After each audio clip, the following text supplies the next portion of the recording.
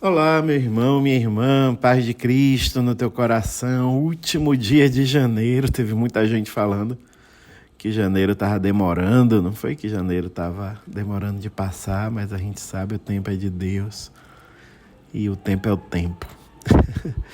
E foi bom para muita gente que pôde descansar, para muita gente que pôde fazer férias, para nossos jovens, especialmente, estudantes, né? E agora, pouco a pouco, voltando às aulas.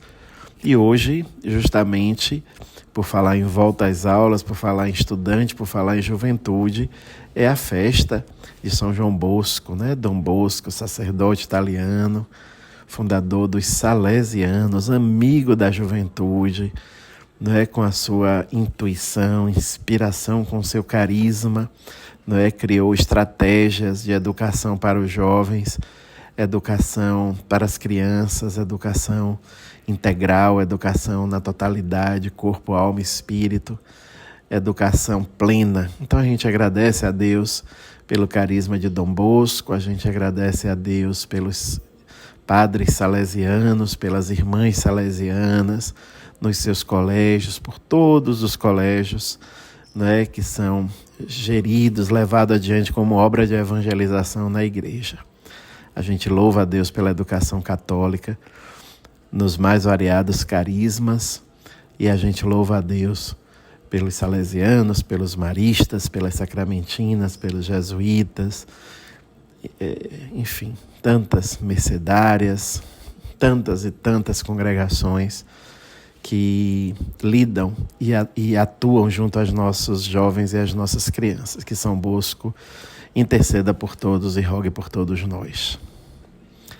Vamos pedir ao Espírito Santo de Deus que venha sobre nós, que nos ajude a viver esse momento de oração, esse momento de contemplação da palavra, que o Espírito Santo dê sentido profundo a esse momento, que seja um momento de entrega, um momento de mergulho na palavra de Deus, que seja um momento em que nós contemplemos, oremos, acolhamos de tal forma a palavra de Deus que ela possa se tornar vida em nossa vida, para que nós sejamos portadores da boa notícia, nós sejamos boa notícia mesmo. Então que o Espírito Santo venha sobre nós, iluminando o que é escuro, regando o que é seco, enternecendo o que é duro. Que o Espírito Santo venha sobre nós, completando o que falta, regando o nosso coração, para que a nossa terra possa ser terra boa e acolhedora à semente da palavra. Que a semente da palavra em nós germine, cresça, floresça, frutifique em vida. Que a semente da palavra nos ajude a viver, a contemplar os mistérios de Deus, a mergulhar nas coisas de Deus com intensidade e profundidade. Iniciemos, meu irmão, minha irmã, em nome do Pai, do Filho e do Espírito Santo. Amém. O Senhor esteja convosco, Ele está no meio de nós. Proclamação do Evangelho de Jesus Cristo segundo Marcos. Glória a vós, Senhor. O capítulo é o 4, os versículos de 26 a 34. Naquele tempo, Jesus disse à multidão: o reino de Deus é como quando alguém espalha a semente na terra. Ele vai dormir e acorda noite e dia, e a semente vai germinando e crescendo, mas ele não sabe como isso acontece. A terra por si mesma produz o fruto. Primeiro aparecem as folhas, depois vem a espiga e por fim os grãos que enchem a espiga. Quando as espigas estão maduras, o homem mete logo a foice, porque o tempo da colheita chegou. E Jesus continuou: com que mais podemos comparar o reino de Deus? Que parábola usaremos para representá-lo? O reino de Deus é como um grão de mostarda, que ao ser semeado na terra é a menor de todas as sementes da terra. Quando é semeado, cresce e se torna maior do que todas as hortaliças. Estende ramos tão grandes que os pássaros do céu podem abrigar-se à sua sombra. Jesus anunciava a palavra usando muitas parábolas como estas, conforme eles podiam compreender, e só lhes falava por meio de parábolas. Mas quando estava sozinho com os discípulos, explicava tudo. Palavra da salvação. Glória a vós, Senhor.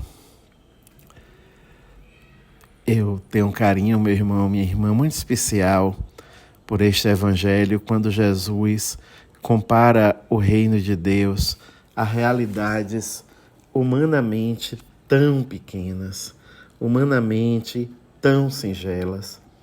É impressionante como Jesus fala do reino de Deus, que é como um grão de mostarda, quando Jesus fala que o reino de Deus é como uma semente na terra. O reino de Deus aparece, surge, vai acontecendo na história da forma aparentemente menos relevante.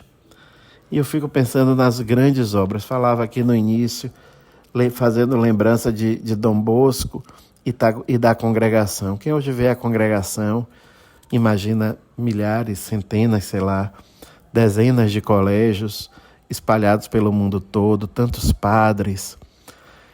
Quem hoje vê a Osídio, o Hospital Santo Antônio, toda a obra social Irmã Dulce, esse tamanho, essa abrangência de uma obra como a de Irmã Dulce.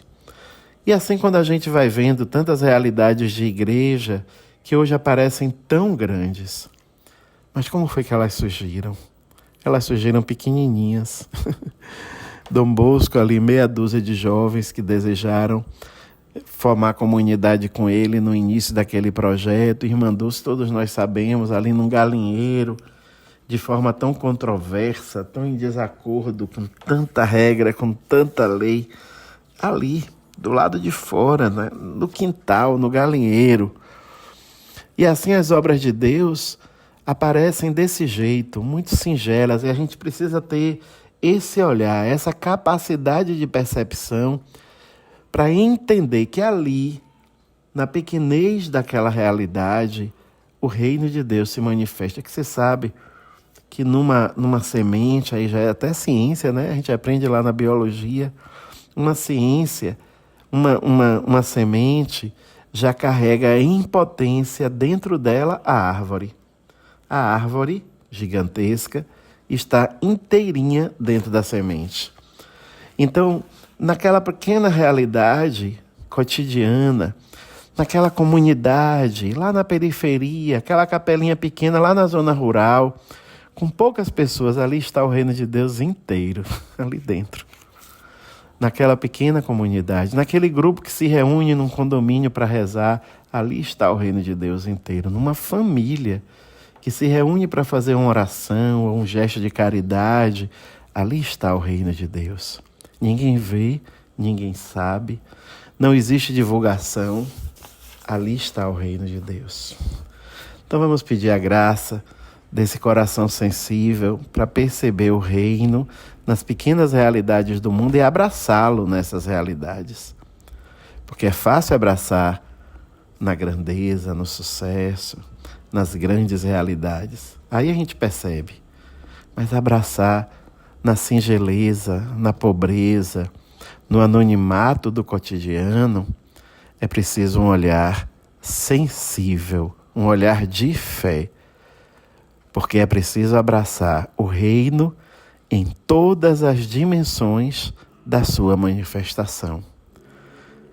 E com certeza, quem assim age na vida é acolhido no reino no momento definitivo. Que assim seja, meu irmão, minha irmã, que Deus te abençoe. Em nome do Pai, do Filho e do Espírito Santo. Amém.